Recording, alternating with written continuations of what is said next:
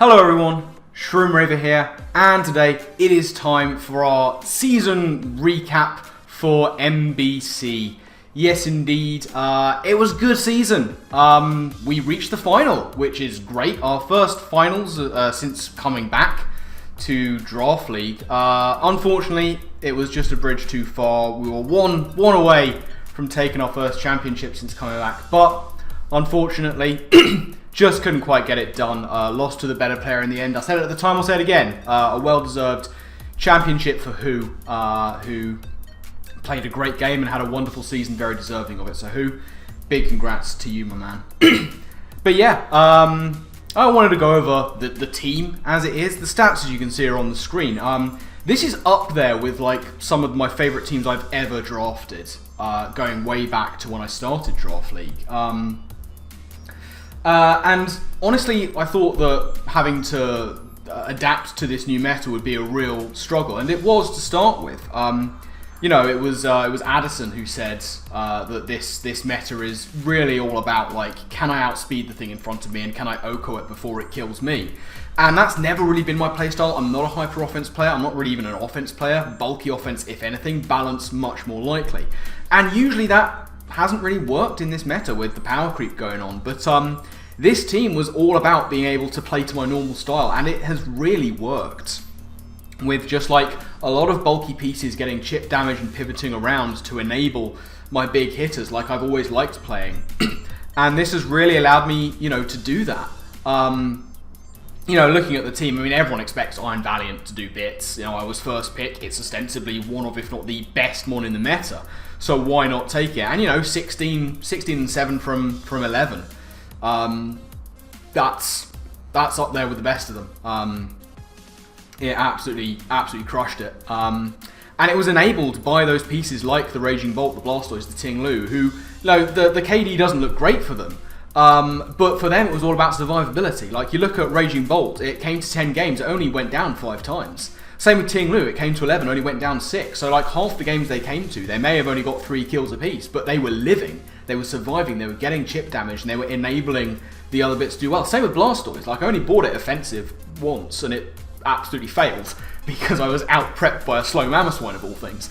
But when I bought it defensively and support, it put in a shift. Petron is pretty much the only mon I'm a bit disappointed with how I played with it.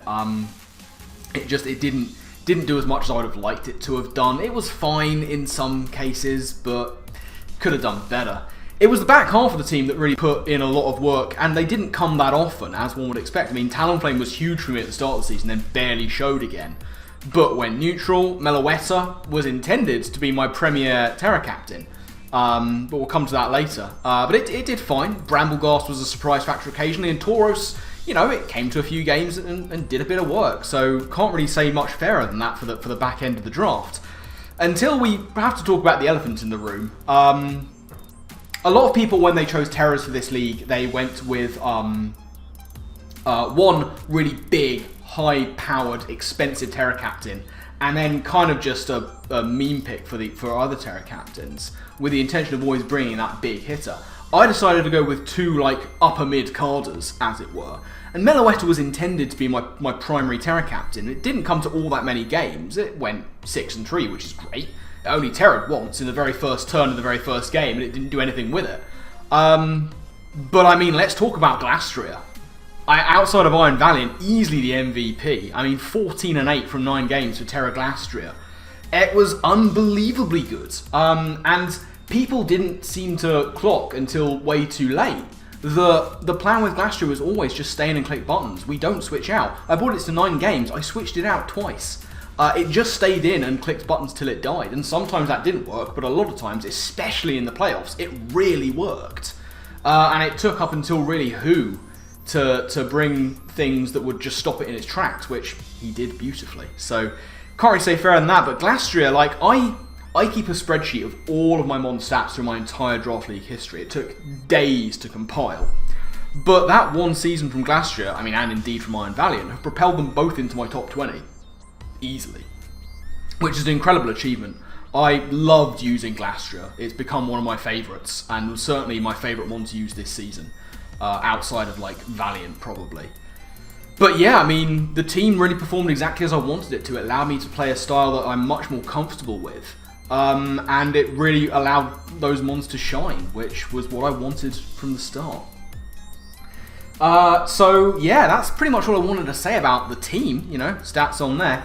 Let's talk about some of the people that we want to mention here. I like to sort of go through the people that deserve mentions and thanks for what they've done for me in the league as a whole this season. I mean, starting off with Will, the proprietor of this great league, the MBC. Thank you for having me on board, Will. It has been an absolute pleasure and a joy.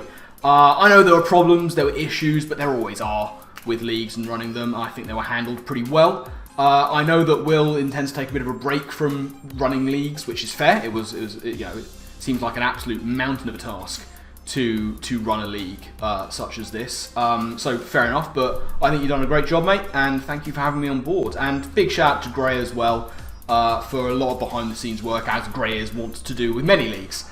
Maintaining spreadsheets and shut up, Radiator. I need to bleed my radiators. They're bubbling. But yeah, you know, Gray puts in a lot of behind the scenes work that they don't often get as much appreciation for that they deserve. So shout out to you, Gray.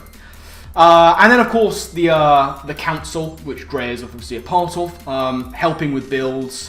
There's so many names to mention in the council. The big ones helping me this season: Gray, Ellie, Wanzi, Frank, the Don Fanatic, Necro, many others. The council is ever growing. There are many new members, indeed, since this league has finished or come towards an end, that have joined. And it's always fun to get together with those lot and bounce ideas off one another, even when we're playing against each other. And then, of course, we get to the big group of people that I love to thank, which is the people who helped me with my silly little stories. It was an interesting one this season. And I'll go through the people who sort of helped me out, you know, Wanzi again, my main man for bouncing ideas off, getting involved. I know KJ wanted to be a part of it, but he had to drop from the league for personal reasons, which is fine. But he did let me use clips of his and use him as a storyline prop, as it were. So big shout out to KJ for doing that. Necro, always a pleasure to have Necro on board. Always a joy to work with Necro. And of course, Who. Towards the end, I wanted to have Who in my final skit to kind of tie in NX, and he absolutely smashed it out the park. Like, I gave him a little bit of direction, but like the stuff he did, the chair turn, the tone, that was all him, and he absolutely crushed it. So Who, once again, thank you so much, my man. And I'd like to give a shout out to the lovely people at East Street Tap in Brighton. That is the bar where I did a bit of filming for week 5, I think it was. I went in there, it's my favourite dive bar in Brighton. And I asked if I could, I explained my situation. I was like, I'm a small-time YouTuber, I make no money off it. Are you cool with me filming some stuff in here as like a sort of on-location thing? And they said they were, didn't want me to film in the main bar downstairs. They're a bit uncomfortable with that because it could catch other people on camera, which is a bit no bueno if you don't ask permission. But they were like, we appreciate you asking. The upstairs, that is currently empty. There is a bar up there. There's no one there at the moment. Please feel free to go upstairs and use that space how you like, and you can do filming up there if you want. And that was really cool of them. So if you're ever in Brighton, get down to East Street Tap. Tell them I sent you. They won't remember who I am, but it's a great bar, and I love the people who work there, and I just love the place. And it was really cool of them to let me film. So shout out to those guys. And yeah, that kind of segues me nicely into the story. It's interesting, when I go into a season, I like to sort of look at the situation with who's there, how the story of Draft League City and the Laws progressed, and get myself a nice theme.